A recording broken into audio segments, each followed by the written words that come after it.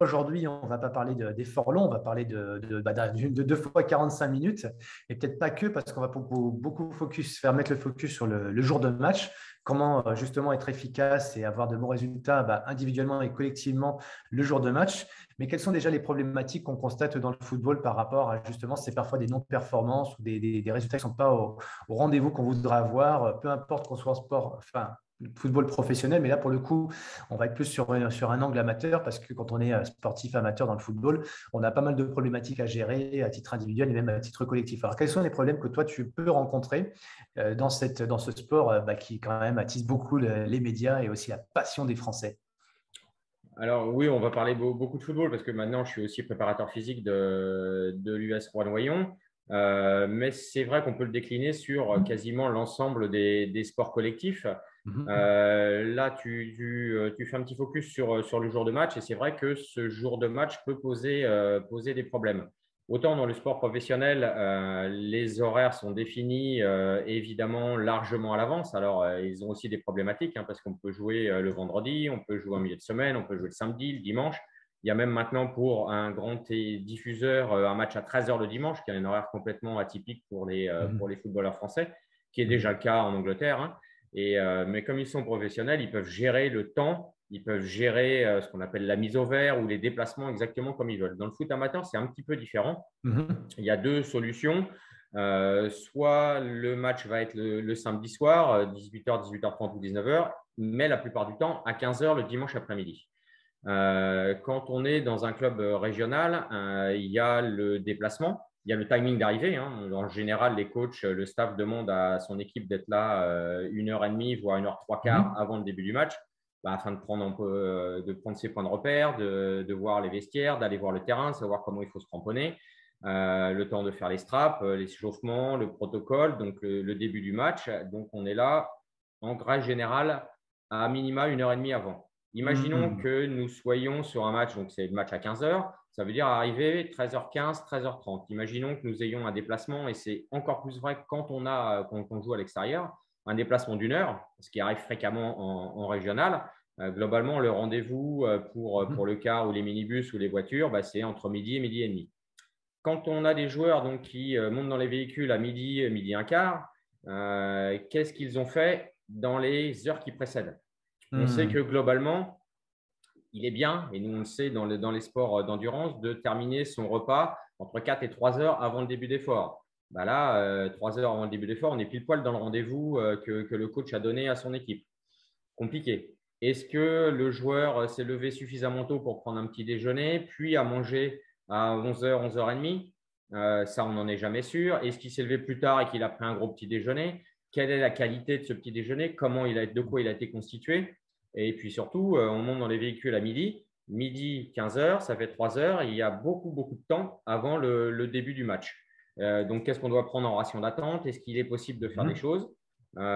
Donc ça, c'est la première problématique. Et puis, il y a la mi-temps. Qu'est-ce qu'on prend à la mi-temps? Alors, Mhm. traditionnellement, dans le football, c'est des fruits secs. Alors, on parlait des oranges. Il fut une époque où, quand on était jeune, il y avait les quartiers d'oranges.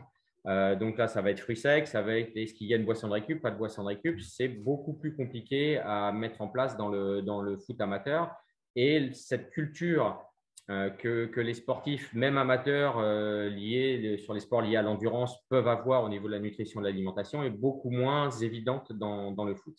Donc là, on est vraiment sur une problématique jour de match. Ouais, donc ça pose la problématique de la gestion du timing, même la veille aussi, qu'est-ce qu'on prend, le dernier repas, enfin le dernier repas de la veille du match, hein, et puis la récupération, et puis tout ce timing que tu nous as évoqué. Et puis moi, j'y rajouterais peut-être par-dessus d'ailleurs, parce que moi, je sais qu'en tant que sportif, des fois, on sait ce qu'il faudrait à peu près faire par rapport à ça, mais on n'a pas tout sous le coude. Donc, on va trouver un petit peu les choses par défaut, et puis ça, tu nous en parleras bien mieux que moi, mais j'imagine que quand on est à l'extérieur, l'équipe adverse va peut-être pas peut-être mettre à disposition des choses pour nous nourrir, mais peut-être pas les meilleures parce que ça fait peut-être partie aussi de la stratégie de l'adversaire de pouvoir neutraliser ceux qui viennent le jour J. Donc voilà, ça, j'aimerais bien que tu nous parles un peu de tout ça, mais c'est quoi les conséquences du coup par rapport à ces problématiques-là? On a les constats, donc ça se traduit comment sur le terrain ou alors après, a posteriori? Quel constat tu fais toi avec l'équipe? Alors, les constats sont un petit peu diffus et pas forcément faciles à identifier, mais on peut essayer de les anticiper ou en tout cas de les conceptualiser. Hein, dans la théorie, on sait à peu près ce que ça donne. Alors, tu parlais de l'équipe adverse. L'équipe adverse a juste comme obligation de fournir l'eau, donc juste avant le match et pour la mi-temps. Et en règle générale, dans le foot amateur, eh bien, on a une belle petite cagette de sandwich pour l'après-match avec des sodas en règle générale en boisson. Donc, ce n'est pas forcément super, super génial. La conséquence pour le match, c'est dans quelle va être, alors sans rentrer dans les détails, mais est-ce qu'on risque l'hypoglycémie parce que le dernier repas a été pris trop loin? Si oui, est-ce que ça va être sur la première mi-temps? Si ce n'est pas sur la première mi-temps, ça peut être sur la deuxième mi-temps. Je vous ai dit, hein, si le dernier repas est pris à 11h30, le début du match, c'est 15h. La 80e minute, elle arrive 15h, 15h45, 16h, elle arrive au-delà de 16h30. Donc, on est déjà à plus de 5 heures de distance du dernier repas. Donc, est-ce que l'énergie va être encore présente? Ce n'est pas du tout sûr. Et puis, les conséquences sur la récup, qu'est-ce que j'ingère après le match? La fenêtre métabolique, donc on a déjà beaucoup parlé, qui est optimale. Qu'est-ce qu'on doit mettre dans cette fenêtre métabolique et quel est le repas qui va suivre le dimanche soir pour la récup et préparer la semaine d'entraînement qui arrive. Donc là, voilà, la théorie nous dit que si on ne met pas tout à fait ce qu'il faut, si l'hydratation n'est pas suffisante ou si elle est mal faite, eh bien, sur du moyen terme, on peut constater des blessures, des tendinites, des déchirures musculaires. Alors, je ne parle pas de blessures traumatiques liées à un choc. Hein. On parle de blessures tendino-musculaires. Maintenant, comment on les mesure? Est-ce que la tendinite qui arrive au bout de 6 semaines de préparation, elle est liée à la préparation ou elle est liée à l'alimentation ou elle est liée à la qualité du terrain? Voilà, c'est très, très compliqué à déterminer. Autant dans le foot professionnel, l'environnement, le staff, toutes les équipes sont staffées avec des coachs adjoints, des préparateurs physiques, mais aussi tout l'aspect médical avec le médecin du sport, avec le kiné, avec l'ostéo, avec le nutritionniste. Et là, on peut quantifier les choses. Dans le sport amateur, le sport collectif amateur, c'est beaucoup plus compliqué. Ouais, le fait aussi que tu aies des saisons avec des coupures, j'imagine qu'il y a la gestion aussi. Alors là, on ne parle plus du jour de match, hein, mais sur l'ensemble d'une saison, l'effet yo-yo du poids, où on va peut-être optimiser un petit peu plus pendant la saison. Puis après, on va peut-être avoir un peu de lâchage. Les blessures qu'il peut y avoir justement par rapport à ces changements de poids, etc. Les traumatismes qu'il peut y avoir quand on court, quand on fait 10 kilos de plus, ce n'est pas la même chose que quand on en fait 10 de moins. J'imagine les conséquences sur les performances. Et puis après, est-ce qu'il y a aussi un impact du stress par rapport au match? Il y a ça aussi, le stress qui influe sur les résultats ou pas vraiment? Forcément. Forcément, le stress influe sur quelques performances que ce soit, dans quelques sports que ce soit. Comment je le gère? On parle de bon stress et de mauvais stress. Hein. On a déjà fait des webinaires par rapport à ça. Tu sais très bien que moi, je ne parle pas de bon ou de mauvais stress, je parle de stress et comment je gère ce stress. Si j'ai appris à le gérer correctement, ce stress est qualifié de bon stress. Si je ne sais pas le gérer, forcément, ça devient quelque chose de négatif. Donc, c'est qu'est-ce que je mets en place pour pouvoir le gérer. Mais oui, quel que soit le sport et quel que soit son niveau, on peut toujours avoir une appréhension quant à son résultat, soit par rapport à soi. Dans un sport collectif, c'est sa performance personnelle au milieu d'une performance collective. Ouais. Et le football, si on parle que de football, est un sport éminemment aléatoire. C'est le plus aléatoire de tous les sports collectifs. Donc forcément, bien sûr, il y a du stress par rapport à ça. C'est une évidence.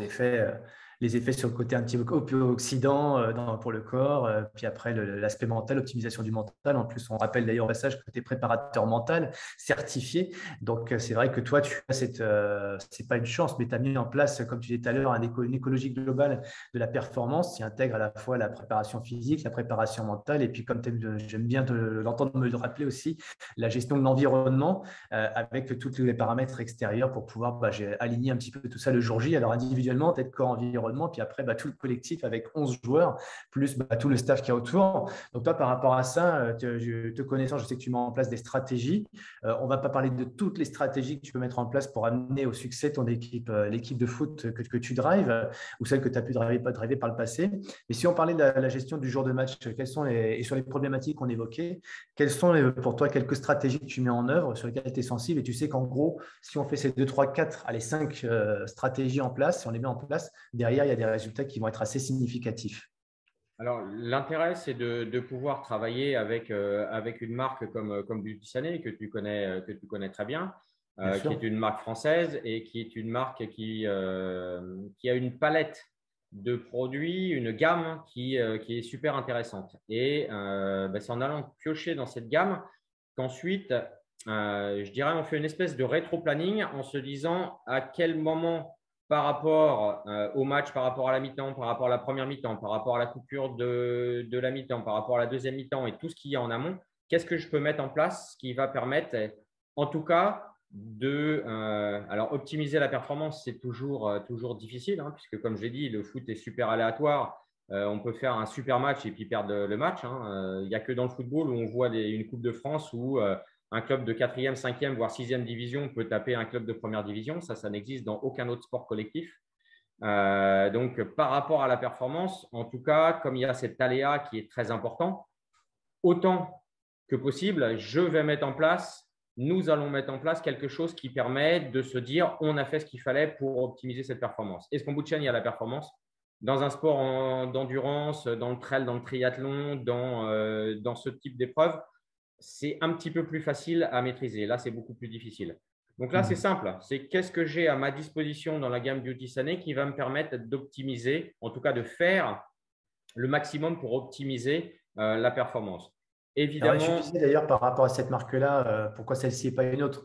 Moi, je sais que quand elle m'a été présentée, bon, j'avais déjà le label France, puisque c'est fabriqué, sourcé en France, avec tous les contrôles qu'il peut y avoir, les garanties par rapport à la sécurisation des produits qu'on va trouver dedans, des nutriments qu'on va trouver dedans pour être plus précis, et aussi qu'elle est propre, hein, puisque c'est le sportif de haut niveau, là, le reconnaissent en tant que tel comme étant propre, puisqu'elle est, voilà, elle passe comment on dit, les tests auprès de quoi, Laurent? Rappelle-moi d'ailleurs les labels en matière d'antidopage. il suffit, c'est un contrôle, hein. Il y a la FLD, donc l'Agence française de lutte contre le dopage, mais un certain nombre il y a déjà une liste de produits interdits, de produits autorisés. Et il suffit de se référer à cette liste, évidemment, pour comprendre. Et puis, sur certains produits, il y a aussi, en tout cas sur certaines substances actives, il y a un certain nombre il y a des dosages.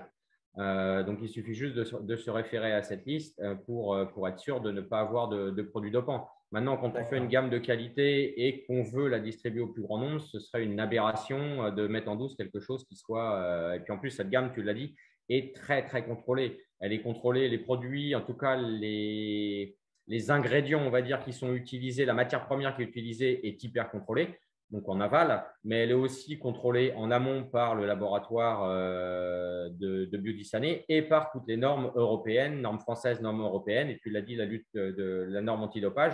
Tout ça, c'est par des Hmm. labos et des organismes indépendants. Donc, on n'a D'accord. Et aucun toi, doute par rapport à ça. ce que tu nous évoquais donc, par rapport à ta stratégie, c'est qu'on va trouver à tous les moments de préparation, le pendant et l'après-match, on va trouver la solution pour pouvoir apporter des alternatives quand on n'a peut-être pas l'idéal sous la main. L'idéal d'ailleurs, c'est peut-être d'avoir son chef cuistot qui nous fait des plats spécifiques. Alors Enfin, ça, en tu gros, sais que avec ça une équipe existe. professionnelle. Tu sais que les équipes professionnelles, oui, se déplacent avec leur cuistot parce que Voilà. Mais là, on une est. équipe de Voilà. France sur une Coupe du Monde va se déplacer avec son cuistot qui amène lui-même les ingrédients pour être sûr qu'il ne va pas y avoir d'indigestion, de gastro ou que le Hmm. cuistot en local ait des consignes pour dire ils vont être malades, c'est con, la date elle Ouais. était dépassée. Alors moi, j'ai pas le chef à domicile, en tout cas pas à mon niveau, parce que je suis dans le monde amateurisme, mais je pense que toi aussi, et on va dire que c'est 99% des gens d'ailleurs qui sont quand même, qui se posent la question de ce que je peux mettre dans mon assiette, dans ma gourde, dans mon verre, etc. Donc par rapport à ça, toi, quelles sont un petit peu les stratégies que tu mets en place et avec quelles solutions à mettre en adéquation? Alors, la solution, elle doit être efficiente, évidemment, et elle doit être pratique. Et l'avantage dans la gamme de Beauty Sané, donc on a quatre palettes, mais on va parler d'une vraiment très spécifique, voire d'une deuxième. Donc, on a les substituts de repas, donc qu'est-ce qui s'appelle énergie diète. On a les boissons, énergie Mhm. effort, énergie power et la détox. On a aussi les compléments alimentaires et on a l'aromacologie. Pour ce qui est logiquement d'un effort, comme un effort, comme un match, eh bien, énergie effort, évidemment, s'impose. Alors, la problématique par rapport à un sport d'endurance comme ceux dont tu as parlé, c'est qu'on n'a pas la possibilité, ou très rarement la possibilité, en plein milieu d'une mi-temps, d'aller sur le banc de touche et de boire un coup. C'est très, très compliqué. Il faut qu'il y ait un arrêt de jeu. Et il faut que l'arrêt de jeu ne soit pas trop loin, sinon on peut déstabiliser son équipe. Donc, il va globalement y avoir 45 minutes où c'est compliqué de s'hydrater. Donc, il va forcément la nécessité d'avoir un apport hydrique et évidemment avec énergie effort, avec un certain nombre de substances à l'intérieur, le sucre super bien dosé pour ne pas faire d'hypoglycémie réactionnelle, les vitamines qui vont bien pour pouvoir permettre de passer la première mi-temps. Ensuite, à la pause, on a Energy Power, donc guarana, thé vert, vitamine C, de la caféine aussi, mais super bien dosée. Hein, comparé à un Red Bull, par exemple, ou à toutes les marques de boissons énergisantes, on est à un quart de la dose à quantité équivalente, on a 250 mg de caféine. Donc voilà, pour avoir un effet boost. Et en plus, dans une quantité relativement limitée, 20 centilitres, qui permet de ne pas charger l'estomac, de le digérer très vite et de ne pas avoir de problème sur la deuxième mi-temps. Ensuite, à la fin du match, évidemment, tout de suite à la fin du match, dans la gourde, il va rester un petit peu d'énergie et force. Ça peut faire aussi boisson de récup. Maintenant, en préparation, donc dans le déplacement, on a Energy Diet. Et Energy Diet, c'est fabuleux. Déjà parce qu'on sait qu'il y a 23 vitamines et minéraux à l'intérieur. On sait qu'il y a des fibres, il y a des BCA, les fameux acides aminés ramifiés, qui sont les premiers métabolisés, c'est-à-dire qui sont les premiers brûlés, tout bêtement, qui sont les apports énergétiques. Dès le début de l'effort, c'est eux qui vont être mobilisés. Donc, c'est important aussi d'avoir la bonne dose de BCA. On en a 1,5 g dans une dose d'énergie diète. On a ce concept de cette enzyme de haute digestibilité. Ça veut dire qu'un énergie diète qui va apporter 250 kilocalories, déjà, on est calibré sur les calories, on est calibré sur la dose en sucre, donc pas d'hypo-réactionnel. On est calibré sur le fait que ce soit super digeste, donc c'est possible 1 heure avant. Tiens, 1 heure avant le match, on est déjà arrivé sur ce que je vous ai dit tout à l'heure, qu'on arrivait à 1h30 avant. Donc, entre 1h30 et 1 heure avant le match, on est déjà sur place. Donc, quand on est dans les vestiaires ou sur le terrain, c'est rare qu'on puisse manger un plat de pâtes ou un plat de riz ou des fruits ou ce genre de choses. C'est plus compliqué. Et on sait que ça va nous donner la bonne énergie, en tout cas que ça va donner la bonne énergie aux joueurs, les bons ingrédients entre les vitamines, les minéraux, les acides, les BCA, la bonne dose de sucre. Ça met une petite portion d'hydratation puisqu'on est sur 250 millilitres d'eau ou de lait végétal. Alors, avant un match, je préfère que ce soit que de l'eau. Donc, on va amener l'énergie et les bons ingrédients pour que les cellules musculaires fonctionnent le mieux possible. Ensuite, une demi-heure avant le match, pendant l'échauffement ou juste après l'échauffement, 2-3 gorgées d'énergie et fort et on est prêt pour la mi-temps. On est prêt pour les 45 premières minutes. Ouais. Alors, c'est ce que tu dis. Juste pour finir, cette énergie diète peut aussi être une boisson de récup. Donc, dans la fenêtre métabolique, donc globalement à plus 30 minutes après le match, donc globalement après le cri de guerre si on a gagné et après les douches, ça tombe bien. Plutôt que de manger ce fameux sandwich donné par l'équipe adverse, eh bien, on peut prendre un énergie diète aussi. Et là, on sait qu'on va mettre, au moment où les cellules n'en ont plus besoin, tout ce dont elles ont besoin. Et si on prend un énergie diète avant le match, après le match, on a déjà 50% des apports journaliers recommandés dans les 23 vitamines et minéraux dont on a parlé tout à l'heure. Donc, c'est tout bénef. Hein. Bingo. Ouais, et puis en tant qu'amateur, le lendemain, on va au boulot. On n'a pas, enfin voilà, a priori, l'organisme a bien récupéré grâce à cet apport énergétique pour pouvoir passer, si le match était le dimanche, passer un lundi du coup assez bien optimal dans sa pratique professionnelle. Si c'est le samedi soir le match. Et préparer aussi la semaine d'entraînement. Parce que ça s'enchaîne. Hein. Tout ça, ça s'enchaîne. Il n'y a pas de… Voilà, c'est un match toutes les semaines. Des fois, en fonction de la météo, en fonction des qualifications dans les différents scoops, des fois, c'est un match tous les 3 jours. Donc, un le samedi, un le mercredi, un dimanche. Donc, tout ça, ça doit aussi évidemment à aider pendant l'effort, à faire la récupération de l'effort. Donc, quand je dis l'effort, c'est le match. Récupération du match, mais aussi la préparation de la séquence des 3-4 entraînements qui vont suivre dans la semaine. Et ça, de façon cyclique, hein, parce que ça s'enchaîne. Bien sûr, oui. En plus, l'enchaînement, oui. Oui, plus le travail, plus la vie de famille, etc., etc. Et par rapport à ça, bon, c'est vrai que moi, je suis un amateur de sport, pas à la télé, mais quand je vois des matchs de basket, de football ou autre, je suis toujours un peu surpris de voir les athlètes, hein, ce sont des vrais athlètes, même amateurs encore plus d'ailleurs, parce qu'il faut concilier tout ça. C'est souvent finalement ce qu'on a sous la main, comme tu disais, et notamment de l'eau. Plutôt qu'une boisson voilà, qui va nous apporter ce que tu disais, alors les vitamines, les minéraux aussi par rapport à la transpiration pour recharger. Est-ce que véritablement un joueur qui prend que de l'eau et un joueur qui va prendre à côté ce qu'il faut, entre guillemets, par rapport à ce que tu nous dis, il va sentir la différence et comment il va le sentir alors soit sur un match ou soit sur l'enchaînement des matchs? C'est quoi après pas la plus-value, mais je cherche les vertus qu'on peut avoir par rapport à ces stratégies que tu nous proposes? Les cellules musculaires ont besoin d'un certain nombre de nutriments, de vitamines pour fonctionner. Hmm. L'hydratation, c'est la base, évidemment. On est constitué de 70% d'eau, donc on sait très bien qu'on peut se passer de manger pendant plusieurs jours. De boire sur la même durée, c'est beaucoup plus compliqué. Donc, on a Hmm. besoin d'hydratation. Donc, comme tu disais, par rapport à la transpiration, par rapport à l'élévation, donc la thermorégulation, l'élévation de la température corporelle liée à l'effort, il y a une perte hydrique. Et donc, cette perte hydrique, il faut effectivement la compenser. Ça, c'est une chose. Tu as très Hmm. justement parlé de la transpiration avec la perte de sels minéraux, de Hmm. vitamines.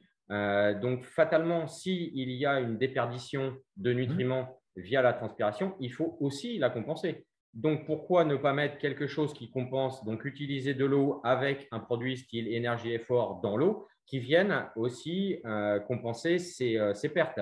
Parce que si on compense Ouais. logiquement et intelligemment ces pertes, la cellule va mieux fonctionner. Alors, elle va mieux fonctionner pendant et elle va mieux fonctionner après en récup et pour la préparation de ce qui suit. D'accord. Et Donc, moi, je c'est ne une connais pas obligation. grand-chose, mais souvent dans le football, deuxième mi-temps, voire pendant les prolongations et pire pendant les pénaltys, bon, ça c'est rare, mais on voit des crampes apparaître, on voit tu l'as parlé tout à l'heure d'hypoglycémie, donc le goût de fatigue, le coup n'est plus perte de lucidité. Si justement on est vigilant là-dessus, enfin, alors on va dire par l'inverse, si on n'est pas vigilant sur tout ça, quelles sont les conséquences? C'est ça, c'est des courbatures, c'est des crampes, c'est quoi d'autre? Voilà, tu as parlé des crampes. On voit effectivement, même au niveau professionnel, des joueurs qui ont des crampes à la 70e. Pas plus Ouais, c'est tard pas qu'hier normal. soir, il y avait PSG Nice. Comme les Niçois ont beaucoup couru après le ballon, même s'ils ont fait un super résultat, puisqu'ils ont fait 0-0 au parc, mais ils ont beaucoup couru. Donc, ça a été un effort supérieur par rapport à ce dont ils ont l'habitude quand ils jouent une autre équipe que le PSG. Il y a quelques joueurs qui ont eu des crampes. Donc, ça, on peut le prévenir aussi avec les boissons qui sont bien dosées, qui vont amener D'accord. la crampe musculaire est simplement un déficit de vitamines et de minéraux et de certains minéraux et Mhm. qui vont empêcher la contraction musculaire de se faire Mhm. correctement et qui vont même la rendre de façon anarchique. C'est-à-dire le muscle va se contracter sans qu'on lui demande et surtout il ne va pas se décontracter, Mhm. ce qui est un petit peu dommage. Donc ça, on peut le prévenir aussi. Maintenant, tous les Mhm. sportifs ont eu des crampes à un moment ou à un autre. Mhm. Ce n'est pas la panacée non plus de se dire si je prends tel type de boisson, si je m'hydrate de telle façon, je suis absolument sûr de ne pas avoir de crampes. Ça, c'est une chose. Une crampe qui va durer ou qui est violente peut se transformer en contracture. Mhm. Et c'est un petit peu dommage parce que effectivement, ça va pénaliser le joueur et l'équipe pendant le match, mais aussi surtout le joueur pendant la semaine qui va suivre sur les entraînements. Donc ça, c'est la première chose. Ensuite, quand on a un déficit d'énergie, si on n'amène pas tout ce qu'il faut, et notamment, pourquoi pas un petit boost à la mi-temps, c'est très compliqué de prendre des choses à la mi-temps, hein. Vous allez ingérer des fruits secs, une demi-banane. Dans combien de temps Mhm. elle va être digérée? La mi-temps, c'est un quart d'heure. Mhm. Est-ce qu'on a le temps de digérer une demi-banane en un quart d'heure? Je ne suis pas super, super sûr. Alors Mhm. que 20 centilitres avec un dosage qui correspond à ce qu'il faut pour pouvoir avoir un petit effet boost et surtout se réhydrater sans avoir de problème de digestion, là oui, on a quelque chose d'intéressant. Et s'il y a cette perte d'énergie, tu as parlé tout à l'heure de, tu sais, j'aime bien, je travaille beaucoup sur corps, esprit, environnement. Si le corps a une perte d'énergie, il faut que ce soit le mental qui vienne prendre Mhm. le relais. Mhm. Si le mental ne prend pas le relais de façon cohérente, il va y avoir aussi une perte de vigilance. Et tu parlais sur des coupes, Coupe de France, ou Coupe du Monde ou Championnat d'Europe, et on l'a vu au Championnat d'Europe il n'y a pas très très longtemps. Et ben c'est voilà le stress plus la perte de vigilance, la fatigue physique qui entraîne aussi une charge mentale, donc une fatigue mentale. Et ben on est beaucoup moins précis dans le penalty. Des choses ou dans un geste technique à un moment ou à un autre. Donc un geste technique qu'on réussit 18 fois à l'entraînement, et ben là le jour du match où c'est important, il y a des composantes environnementales, alors corps, esprit, mais aussi environnementales qui font que j'ai raté. J'ai raté mon coup. Et ça arrive au meilleur. Hein. Si tu te souviens bien, il y a très très longtemps, le fameux France-Brésil de 86, Zico rate son penalty, l'un des meilleurs joueurs du monde, Platini rate son penalty. Est-ce qu'ils sont fatigués? Probablement. Est-ce qu'ils sont stressés? Comment ils l'ont géré en tout cas? Est-ce qu'il y a une petite baisse de vigilance? Indubitablement, ça c'est évident, bien sûr. Ouais, puis tu parles de l'attaque, mais j'imagine qu'en défense, un tacle mal fait, c'est derrière, ça peut être un penalty dans l'autre sens, voire un carton rouge, et c'est juste un peu dommage parce que bien sûr, une lecture de trajectoire qui n'est pas bien anticipée, mais on parle de football, mais c'est la pénalité qui peut faire la différence à la 80e minute où, si tu te souviens, il y a je crois que c'est 2 ou 3 ans sur un tournoi des Cinq-Nations, il y a une mêlée qui a duré 20 minutes. Dans un match, c'était un France-Angleterre ou je ne sais plus. Donc, imaginons qu'il y ait une pénalité à la suite et que cette pénalité donne la victoire. On a joué 105 minutes. Il faut que le botteur il soit encore super vigilant et super concentré. C'est le dernier tir à 3 points de Michael Jordan qui rentre ou qui ne rentre pas. C'est beaucoup, beaucoup, beaucoup de choses. Évidemment. Oui, parce qu'après, forcément, toute l'analogie entre le football, tout ce que tu nous dis, et tout, par extension sur tous les autres sports collectifs, voire même le sport plus globalement. Enfin, moi, je pense à un peu au sport, quand tu parlais du rugby et pénalité, et encore le basket, où il y a quand même 5 joueurs qui potentiellement peuvent marquer à 2 ou 3 points. Mais si tu as des lancers francs. Si tu as des lancers francs, c'est le mec sur qui on a fait la faute. Souviens-toi, il y a une époque, on faisait systématiquement les équipes qui rencontraient les Lakers quand il y avait Shaquille O'Neal, faisaient systématiquement la faute sur Shaquille O'Neal parce qu'ils savaient que sur les 2, voire les 3 lancers francs, au mieux, il en marquait un et il récupérait la possession. Donc voilà, il y a plein de stratégies. Donc c'est pas aussi simple que ça. Hein. On parle de stratégie et ça nous ramène, forcément, nous on pense tous dans le sport, le physique, la condition physique, mais là tu nous rappelles combien d'importance du mental, de l'esprit, et notamment tu disais que le corps, de quoi il se nourrit, de vitamines et minéraux, mais le corps, le muscle, et le cerveau tout autant. D'ailleurs, est-ce que tu as 2 ou 3 vitamines comme ça qui sont extrêmement importantes pour avoir une bonne acuité mentale? Tiens. Alors, l'acuité mentale, elle va être donnée par tout ce qui est excitant. Alors, il faut être super, super attentif aux excitants.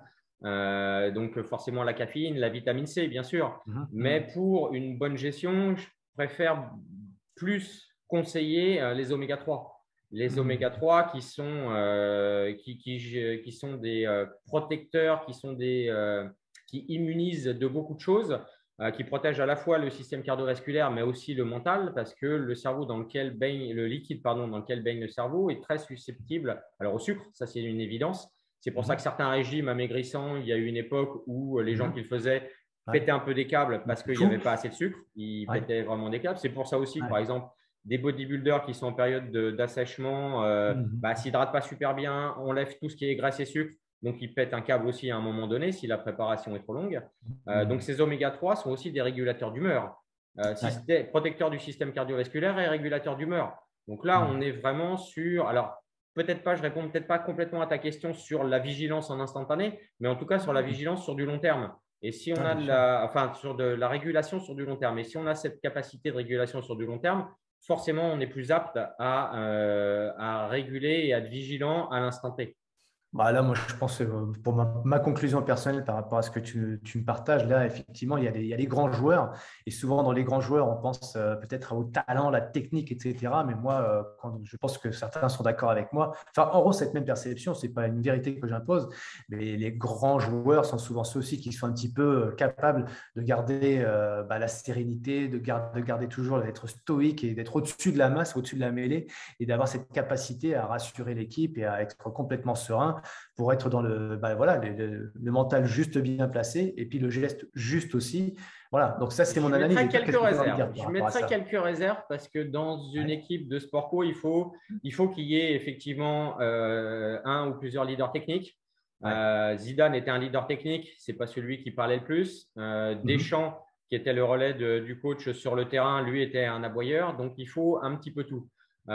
Souviens-toi d'un match France-Espagne de basket où la France est archi mal menée. Ils sont menés de je ne sais plus combien de points à la mi-temps. Tony Parker aboie dans le vestiaire, dit les choses clairement, de façon assez véhémente malgré tout, et la France revient et gagne le match. Donc, ce n'est pas aussi simple que ça. Tu parlais par exemple d'un joueur de tennis. C'est sûr que quand on voit certains joueurs de tennis comme Borg, Nadal, Borg, c'était Iceman, hein, son surnom. Federer qui est très serein, même si Borg et Federer au début de leur carrière étaient des fous furieux parce qu'ils ont cassé des raquettes, ce que les gens savent un petit peu moins parce qu'on les a vus au sommet de leur carrière où ils étaient sereins. Quelqu'un comme John McEnroe avait besoin de s'en prendre à l'arbitre, avait besoin de se prendre la tête avec les spectateurs parce que c'était son moyen quand il sortait d'un match de pouvoir y re-rentrer. Je vais te donner une anecdote. Quand j'étais coach au Racing, les joueurs de Roland-Garros, puisque c'est juste de l'autre côté du Bois de Boulogne, le Racing Club de France, venaient s'échauffer sur la terre battue des cours du Racing. Et j'ai vu un entraînement McEnroe, pas de cash. Mais même sur une séquence où c'est juste une mise en route, c'est juste la répétition d'un certain nombre de coups. McEnroe, quand il ratait quelque chose, il était fou furieux. Il se mettait dans des états alors qu'on n'est même pas en match et on n'est même pas à Roland-Garros, on est en face. Donc, mais c'était impressionnant. Il avait besoin de ça pour pouvoir re-rentrer dans sa séquence. Alors, Nadal, lui, il a plus besoin de faire ses tics et de positionner sa petite bouteille exactement au millimètre près devant sa chaise. Donc, chacun sa routine. Chacun aussi, en fonction de ses composantes personnelles, chacun va utiliser les ressorts et ils peuvent varier au cours d'une saison, ils peuvent varier au cours d'une carrière. Ces ressorts qui vont permettre de rentrer dans un match, dans une compétition, ou en tout cas d'éviter d'en sortir.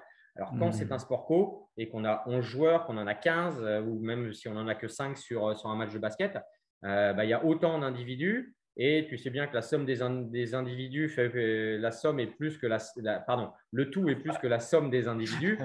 Donc, on a des composantes qui se multiplient et voilà. Donc, c'est un petit peu plus compliqué que ça. C'est sûr, c'est bien de le rappeler, c'est vrai. Écoute, merci Laurent pour cette approche en tout cas et la stratégie en sport collectif, le football notamment, par rapport à une journée qui est compliquée à gérer avec les déplacements, comme tu as dit, le timing et puis le fait d'être chez soi, d'être à l'extérieur, etc. Donc voilà, on espère que ça vous apporter un nouveau regard et que grâce à cette approche-là, vous avez donc justement des stratégies nouvelles et puis aussi des solutions. Donc voilà, on a de vos dispositions pour répondre à vos besoins plus spécifiquement. Merci Laurent. Merci à tous. Merci Cyril.